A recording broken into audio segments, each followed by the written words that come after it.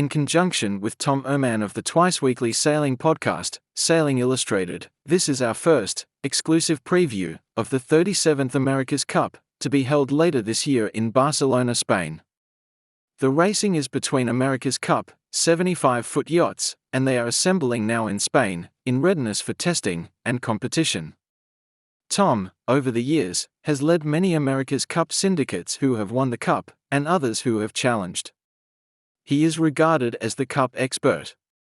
We commence our report with the Swiss challenges. Alinghi Red Bull Racing. I've now coined four-letter abbreviations for these teams going forward. Oh, that's the Swiss flag. That's their beautiful team base. They had a great base in Valencia, and it looks like they have an equally cool base. They always have good bases. In España. Well, Ernesto's not poor.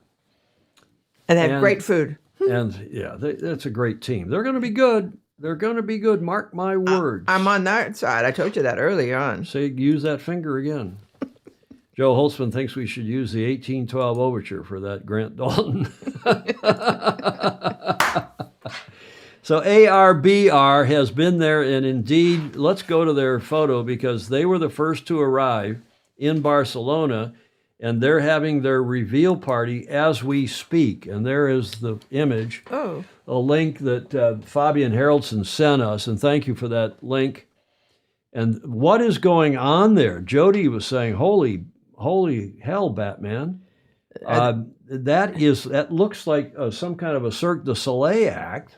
Mm-hmm. And only Red Bull would come up with something. Red Bull's a fabulous sponsor for the promotion, the cross promotions that they do. And look at that. Mm-hmm. Unbelievable. Yeah, it's the sail. It is the sail.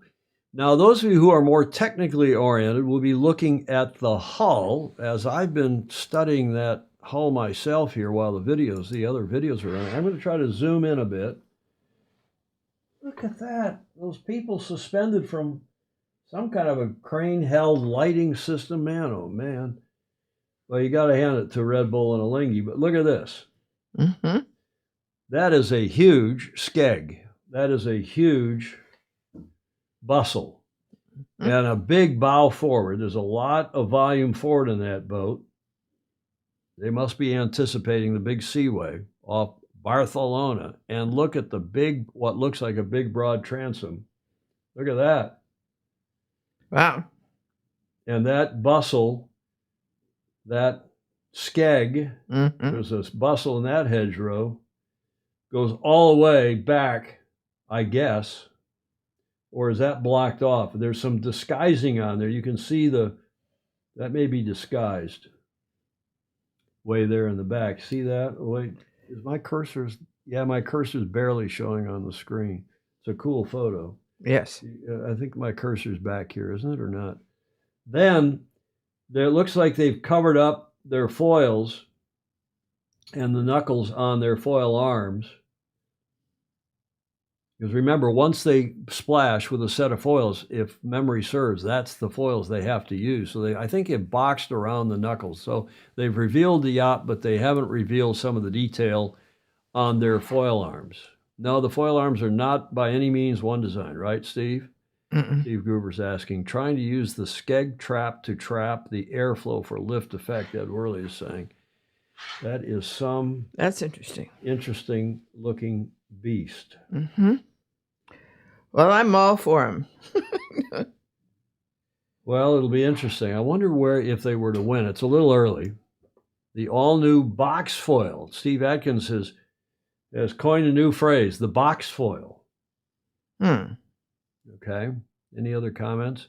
Stingray says, I'm guessing they have moved some foil weight up into the foil arm elbows to allow for better control systems in size and hydro on the foil bulbs and wings. That's interesting. The crew space is compressed. Steve Gruber, that may be a good observation as well. It's hard to see when you can't look down on the deck. Mm-hmm. But in any event, there is the reveal. And thanks, Fabian Haraldson, for that link. And others. There are other links in the comments. So please, if you're watching in replay especially, but those of you who are even watching live will want to go back and push on some of the buttons there that have some of the links, though, that have been afforded to all of us by our FOSI, our superb community. Community, I like that word, Julia. You Yes, like that indeed. word? I do. Okay, so that's, Ed Worley, when I look at AC75's, I see dollars in dollars. Let's go look at that one more time because, you know, as exciting as that is, and I do find it exciting and interesting, the problem still is that the foiling is just not that interesting. Hence, the America's Cup is just not that interesting to mainstream yacht racing because people don't relate to it because when they go yacht racing, 90 some odd percent of our people, when we go sailing, don't go sailing on boats that have foil arms and foils and huge skegs and. Okay. Yeah, Gordon Smith, I agree with you. I wouldn't get too carried away about the last 2 to 3 meters of that boat because it does look like there's some blockage back there, some signage, and might be some. Although I don't know what the rules are about outdoor. We did have a rule that says when the boats were outdoors, once you did reveal them, but maybe there's a certain date after when you cannot hide the underbodies of your boat. We shall see. Yeah, Hamish says he's saying not just 90%, 99% of the people who go yacht racing are never going to relate to these boats because they're not really relatable. No one's ever going to sail. Very few people are ever going to sail on boats like this, let alone boats with cyclors. We got a cyclor video today. Okay, we're an hour into this one, and this is cool stuff. But it's not only unobtainium, it's unrelated. We got to come up with another. Unrelated. Unreladium.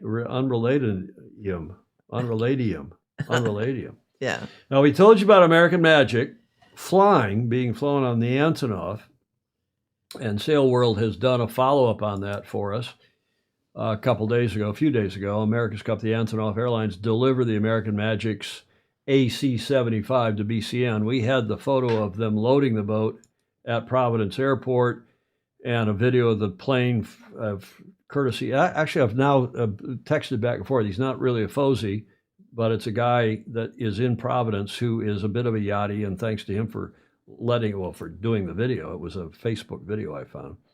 The largest transport aircraft, Antonov Airlines AN-124 100. Remember the big one, the 225 was destroyed in the war. It was chartered with the logistics partners GAC Pindar, G-A-C Pindar. That's Andrew Pindar, our FOSI. Right. And Solent Freight Services to deliver the AC-75 racing yacht, 22 meters long, 5 meters wide, and 3.5 meters high. This is an article carried by Sail World with the press release from American Magic. So we know that was done. The question is, how are the Kiwis going to get their boat, which is still in Auckland? How are they going to get it? Because if they ship it, they can't go through the Red Sea because the Houthis can't go. I mean, they're not going to risk sending their boat. Nobody wants to go through the Suez Canal, through the Red Sea. So are they going to fly their boat or are they going to ship the boat? Stingray's got some news on that for us here at the end of this segment. In the meantime, American Magic is there. They're working on the boat in the shed, and they put out a video just earlier today about their design team, including Britt Ward, who we said was on here watching early on, Scotty Ferguson, who's the head of the whole technical program, and a couple other cool people. Enjoy this video. Boat 3 was really conceived by the American Magic design team, led by Britt Ward and Pete Melvin as the principal hull designers. It has over 70,000 man hours, at the hands of Brandon and the build team in Portsmouth, Rhode Island. I mean, it's unbelievable to see what has been created, really at the hands of the American Magic team. It's pretty impressive. Here today we are preparing to roll our new boat out the door. It's just freshly shrink wrapped and going to head to the airport where we'll meet an Antonov and fly straight to Barcelona. The America's Cup is a race about time. So we've chartered an Antonov 124, big Ukrainian cargo planes to bring it here. The transport doesn't need an engineer like me on board, but I was going to come to Barcelona at the same time anyway, so I decided to go with it. It was quite a journey, quite an experience. No, it looks unreal. It's they've done a great job, designers and the boat builders, painters. It's impressive. As Doug puts it, it's a piece of art.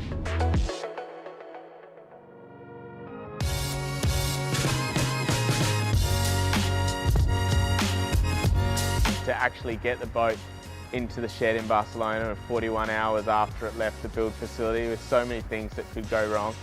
It's an amazing moment for the team. We look forward to getting it out on the water. When you look at the trajectory of the boat and how it got here and the execution of that, only build confidence in the team. As you plan one of these programs and one of these campaigns, you have milestones inside of it. Here you have the meeting of a deadline that takes 70,000 man hours. And so to see the enthusiasm that has come over our team with the arrival of really what's the future for us on the water is really exciting. These guys in Rhode Island, they've been working hard. You can tell it's a nice piece. It's looking really good. She's gonna be fast. It's good to see her finally here and ready to start ripping it up. It's 1:27 in the morning and everything after this you're not allowed to see.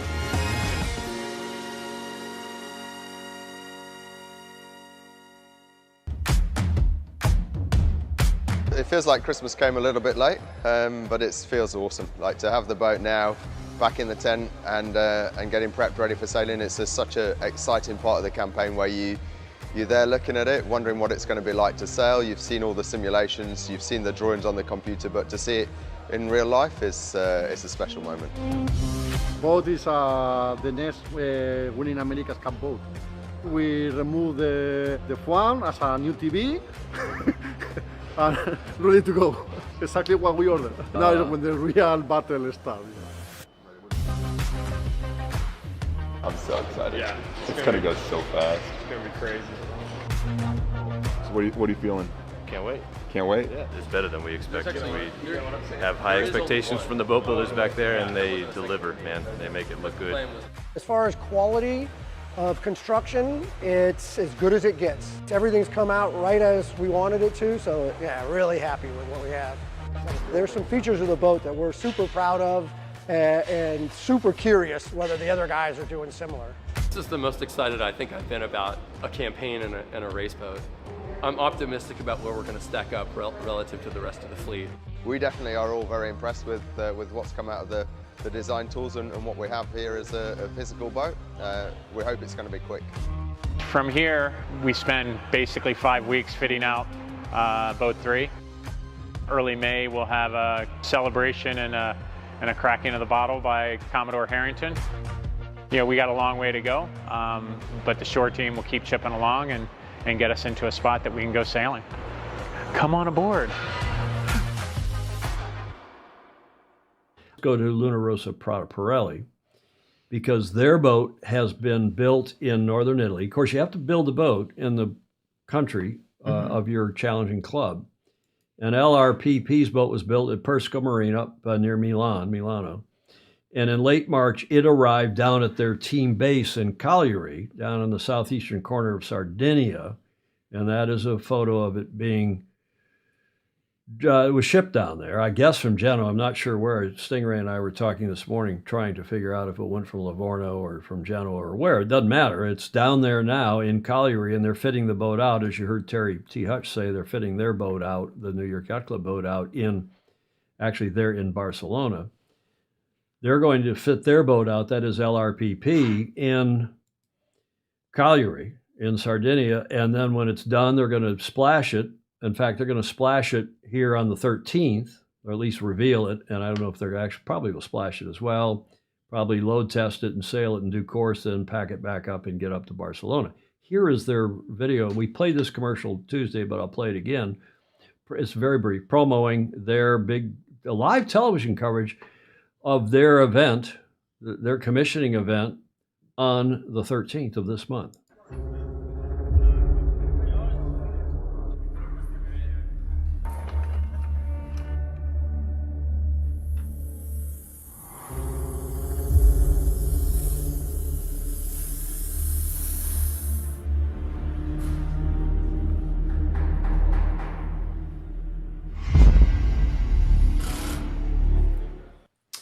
Okay, so that's coming up, and we'll watch that, no doubt, live.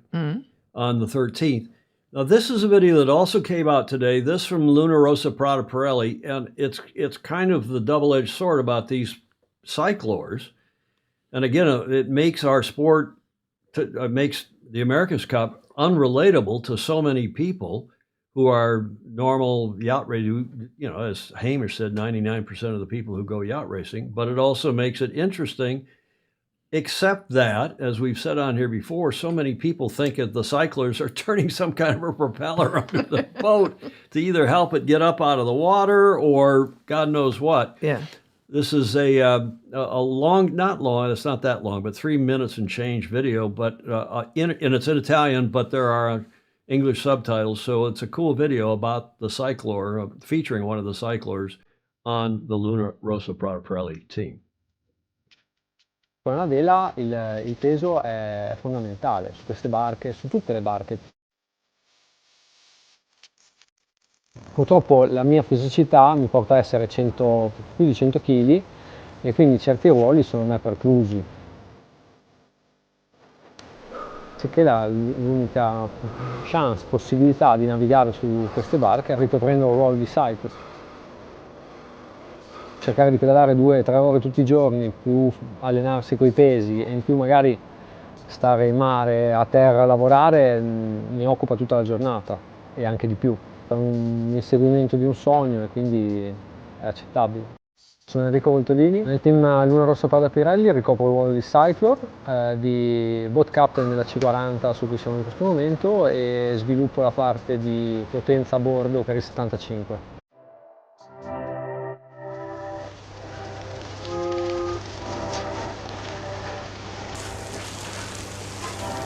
Beh, io ho sempre avuto una passione smisurata per le barche, qualsiasi tipo di barca, sin da bambino. Sportivamente sono cresciuto nel mondo del nuoto, fino a 19 anni quando mi sono trasferito alla Spezia per studiare ingegneria nautica. Poi mi ha preso sotto la sua ala protettrice, diciamo, Valentin Manchin, che è stato un grande per la vela italiana e mi ha insegnato veramente tantissimo.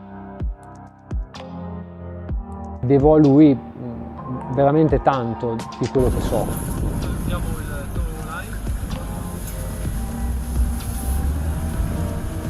Ok Jordi, dove vogliamo issare, Marco? Io devo fare in modo che la barca sia il più pronta possibile, perché ovviamente più ore mettiamo in acqua e più il team cresce, si sviluppa la capacità di manovrare, playbook e quant'altro.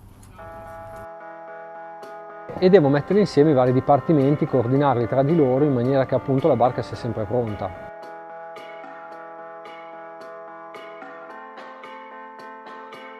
D'altro canto devo spendere del tempo per allenarmi e questa è un'altra fonte di, se vuoi, preoccupazione e stress, perché comunque i ragazzi che saranno a bordo con me o comunque che saranno a bordo del 75 sono dei canottieri olimpici, quindi il massimo dell'atleticità. E quindi è un continuo push. Io peraltro sono una sorta di individualista, faccio tutto da solo, però mi rendo conto che qui non si arriva se non c'è il team, cioè non sei nessuno da solo, sei qualcuno all'interno di un team, sei una casella del puzzle e il team ha una potenza di fuoco che è molte più volte moltiplicata rispetto al numero dei team member. Impossibile pensare di essere soli. Sono individualista, però sono uno che per il team dà di più che per se stesso.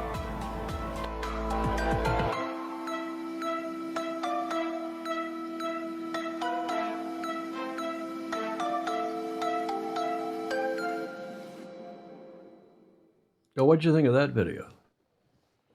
It was okay. Yeah. Did you read the subtitles? Yes. I was looking to try to get this thing from Fabian Haraldson up. He sent another video of the Alinghi, of the Alinghi boat, and I didn't get to it. But it's the production values of that video are superb. I mean, Mr. Britannia is spending real money on promotion, as he does, because he needs to be promoting at the level of Prada, at a high level. Yes, and he does. And he does, indeed. Okay, now the next thing is to update you on the French team, because you may have seen on my Facebook page, they have shipped their boat by truck from France down to Barcelona. We're not 100% sure if it's there yet. I understand it's to arrive this weekend. You know, it's a very slow, tricky thing to ship a boat that wide, or anything that wide, by truck. You have to do it at night, more or less, and you got to have escort vehicles and so on. It started out in Vannes. Is that how you say that city, Julie? Vanne, which is up near Quiberon. We know Quiberon from sailing. That's the Multiplace shipyard and the builder of Orient Express. Now, Multiplace is one of the best boat builders, shipyards in the world. They build a lot of the French catamarans. They built Boris Herman's boats. You know, we've been following Boris for Monaco, for Germany, and so on, in Vendée Globe, etc. So they built the AC75, and then they shipped it by truck, or they're in the process of shipping it. Look at this. Talk about a wide load. Ooh.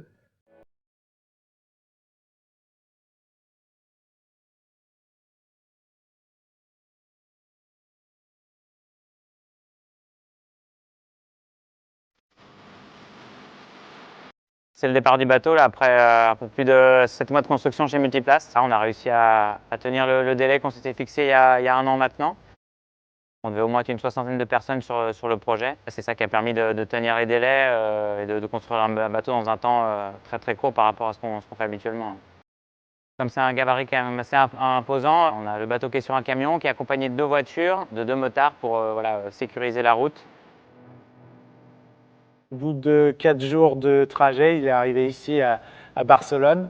Un long périple et surtout très stressant parce qu'on n'avait pas envie qu'il lui arrive quoi que ce soit sur la route, et Léo Chapalin a bien rempli cette mission. Il y a 1 an, on n'avait même pas reçu les formes du bateau. Et là, 1 an après, on a un bateau coque-pont, structuré, prêt à être équipé. C'est un peu de frisson quand on se dit qu'on y est. La coupe, c'est maintenant, ça se joue, quoi. Et que les 2 planchements, ils vont être intenses jusqu'à la mise à l'eau. Et après, on n'a plus qu'à s'entraîner et être meilleur.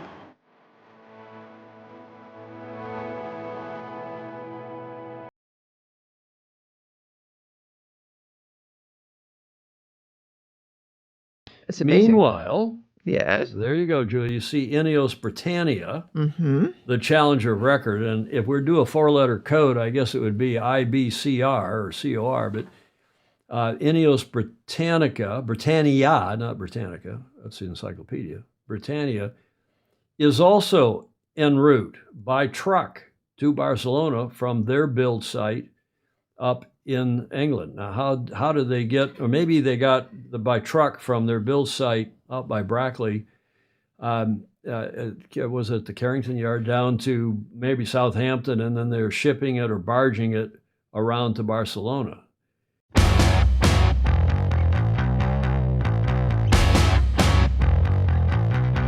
We just completed the last leg of a pretty big logistical movement.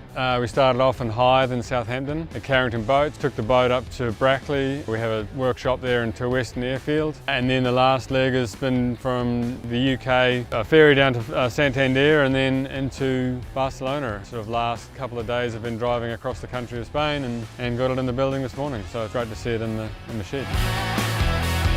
Yeah, it's really exciting. It's the next phase. So it's been a really big push to get the boat here. Everyone from the design, manufacturing, logistics, to get the boat down here, and now it's a different switch that we throw to think about getting the boat on the water and starting to operate it safely and really maximise the opportunities we have to get the most performance out of the yacht. We'll definitely be on the water soon.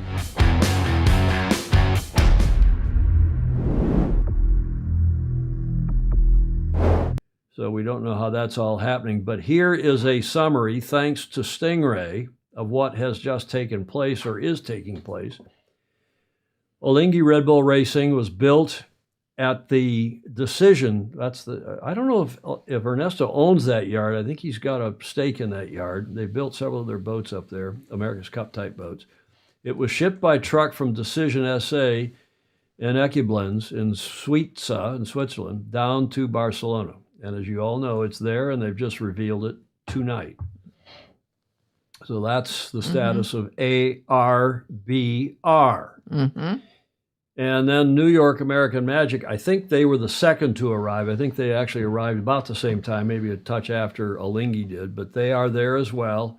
You've seen that nice video from T. Hutch, and we know that our Fosie Claire Harrington, Vice Commodore of the New York Yacht Club, is headed over there to smack the champagne bottle on the nose. I christened thee, we'll see what the name is. Meanwhile, LRPP was built up there at Persico in northern Italia, and whether they went to Genoa or to Livorno to ship across the Tyrrhenian Sea down to Sardinia, we don't know for sure. Somebody on here may know. That boat is currently in Cagliari in Sardinia. You can see how I spent my morning, Julia, making this bloody.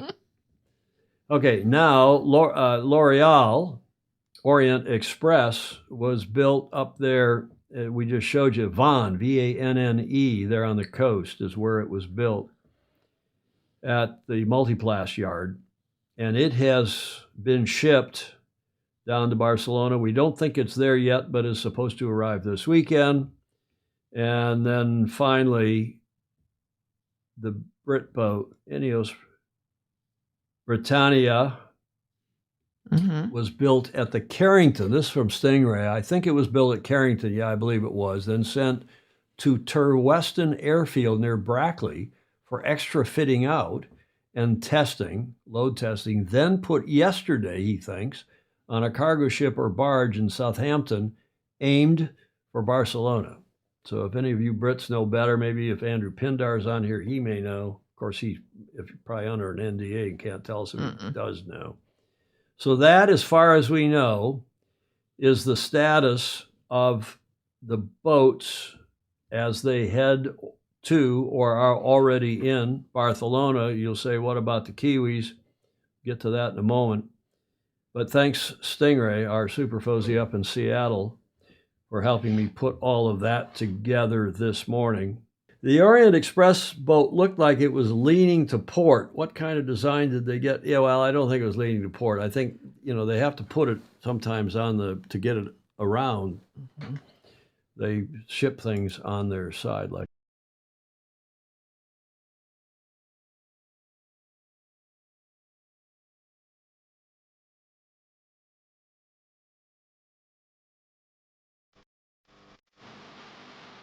C'est le départ du bateau, là, après un peu plus de 7 mois de construction chez Multiplast. On a réussi à tenir le délai qu'on s'était fixé il y a 1 an maintenant. On devait au moins être une 60aine de personnes sur le projet. C'est ça qui a permis de tenir les délais et de construire un bateau dans un temps très très court par rapport à ce qu'on fait habituellement. Comme c'est un gabarit quand même assez imposant, on a le bateau qui est sur un camion, qui est accompagné de 2 voitures, de 2 motards pour sécuriser la route. Au bout de 4 jours de trajet, il est arrivé ici à Barcelone.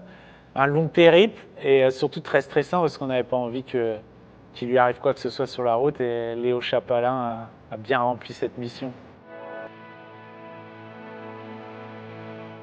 Il y a 1 an, on n'avait même pas reçu les formes du bateau. Et là, 1 an après, on a un bateau coque-pont, structuré, prêt à être équipé. C'est un peu de frisson quand on se dit qu'on y est. La coupe, c'est maintenant, ça se joue, quoi. Et que les 2 planches au moins, ils vont être intenses jusqu'à la mise à l'eau. Et après, on n'a plus qu'à s'entraîner et être bien.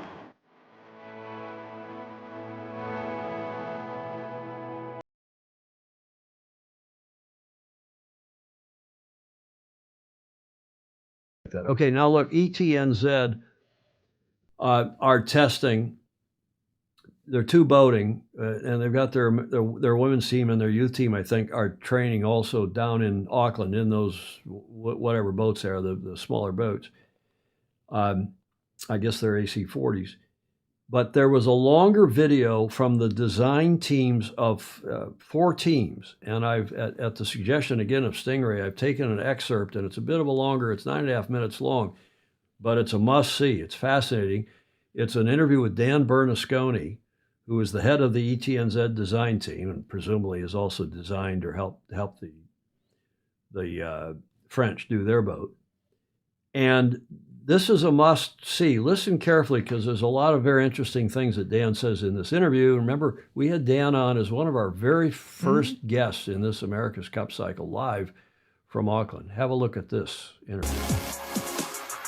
We're very much a team, and even the design team is 35 people.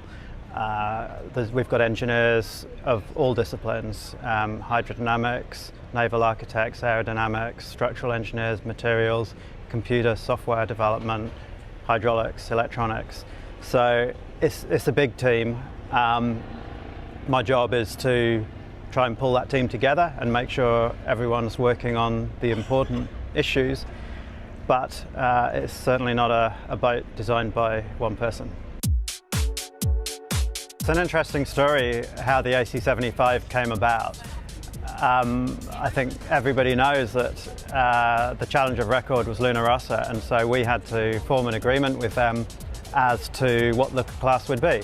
It started off with a conversation between Grant Dalton and Mr. Bertelli from Luna Rossa, and I think Mr. Bertelli was pretty passionate about monohulls, and so the first thing I knew was when Grant Dalton came to me and said, well, we've agreed that it's going to be a monohull. And in our design team and our sailing team, when I went back to them, I said, all right, it's going to be a monohull. Everyone was a bit like, really? It's going to be a monohull? And I think, you know, there was so much excitement in Bermuda about the speed of the foiling cats. The idea of going back to a really slow boat with a huge lead keel was quite difficult. So, I mean, they say necessity breeds innovation. We, as a design team, were faced with a challenge. It's like, okay, it's got to be a monohull, but what can we do about that? How can we make a monohull super exciting, super fast?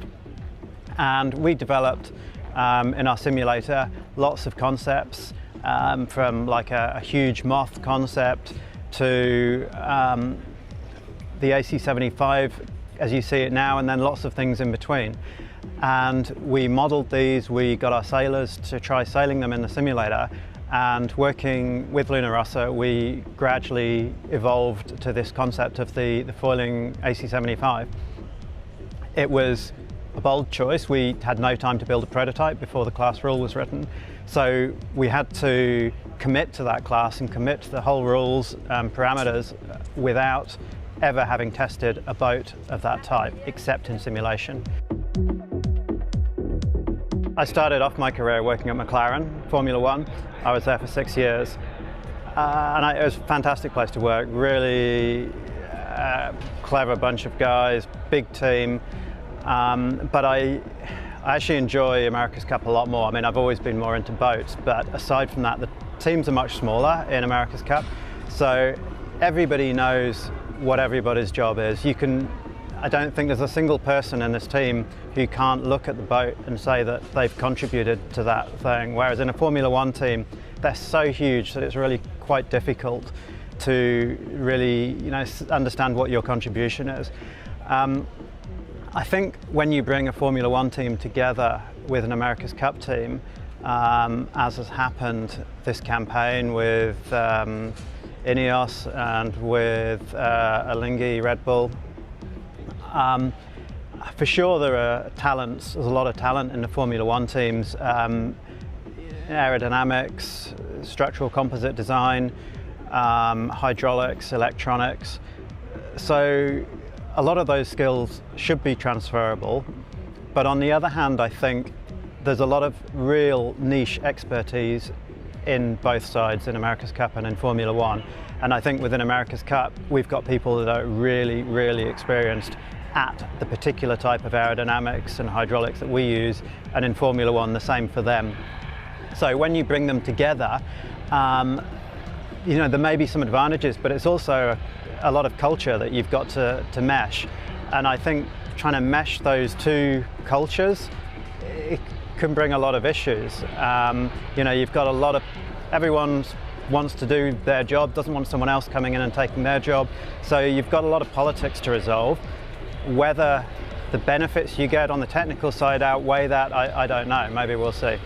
I think as a team, you know, we're working on our own.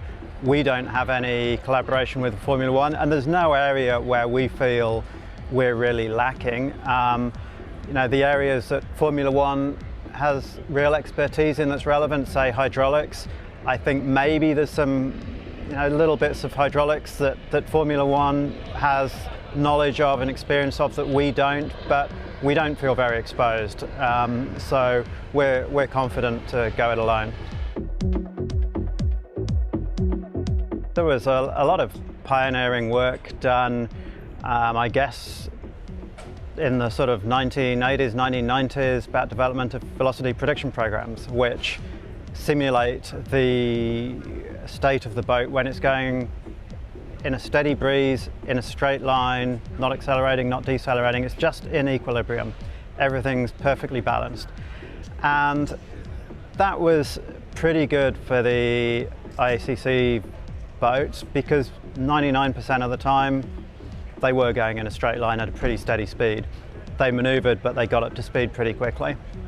When we got into the foiling cats and then into the AC75, everything is about acceleration, about maneuvers. Those are the important parts.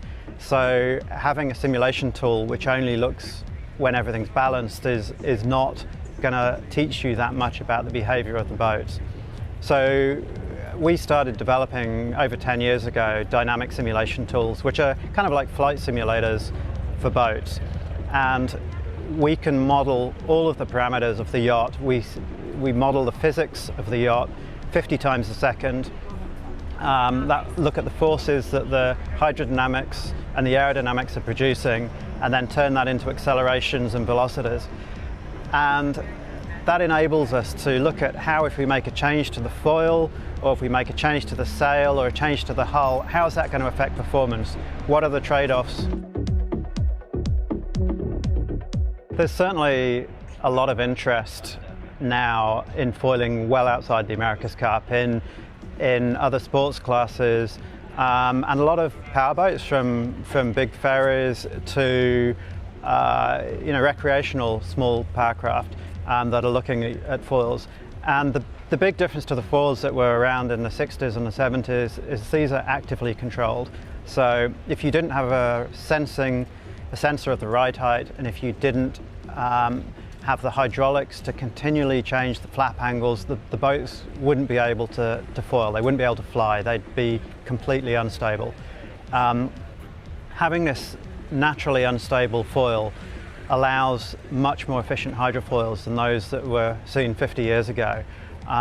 So the boats are dramatically more efficient, and as we're looking to use new power sources, whether it's batteries or hydrogen, that efficiency really matters. So I really think it is going to continue to grow and grow and grow, the number of foiling boats around. And I think there is potential for cruising boats. I think maybe there'd be quite different concepts to the boats out there at the moment, but I'd certainly like to own one. And maybe there'll be classes in the future where not only the foils are controlled by autopilot, potentially you can control pretty much everything on the boat, and that takes you towards autonomous boats. And you've probably seen the autonomous marks we've got here, which are racing marks that don't need anchors, and that's something else which we've developed here in Team New Zealand. I think in the America's Cup we want to keep it as a sport, so we want sailors to be involved, and we want sailors to have the capability to make mistakes. The balance lies between creativity and engineering process, and I very much believe that necessity is the mother of invention. So I think you need to really understand the problem you're trying to solve incredibly well, and understand that at a really fundamental level, and then sort of throw away the preconceptions of solutions that have been seen before. And then I think if you've got an open mind and you've got a clear vision of what you're trying to achieve, then the engineering process will bring those concepts to the fore. Maybe that's what you call creativity, but I think it's still very much part of engineering. We've had some great questions through our social media channels about the progression of New York Yacht Club America Magic through AC37. And when you reflect back to the fall of 2022, we launched Patriot after a refit. Taking the learnings really from AC36 and applying them to our full-scale test bench. And so that Patriot session led into the delivery of our first AC40, and then again into the delivery of our second AC40. The first quarter and the second quarter of 2023 were fully focused on foil development in the two AC40s. Then you go into the second half of 2023 where we got into more racing focus. We were in Villanova, we were in the final sign-off of our foil development, and then we ended up in Jeddah. We went back into Patriot for final systems development, cycler development, and really using the final opportunity of our test bench, full-scale test bench, to sign off on areas that we wanted to develop. That wrapped up in January of 24. Then you go straight back to two-boat sailing. We get Magic back from Jeddah, and we set ourselves up to get into sail development in January, February of 24, and now we're back into two-boat racing. But it all leads to boat 3. It all leads to the time where we then will have roughly 10 weeks before we get close to racing boat 3. Then we'll have another 4 weeks of informal racing with the other challengers, and then we get into the Challenger Selection Series. But all of these milestones are always pointed and focused towards taking delivery of our race boat.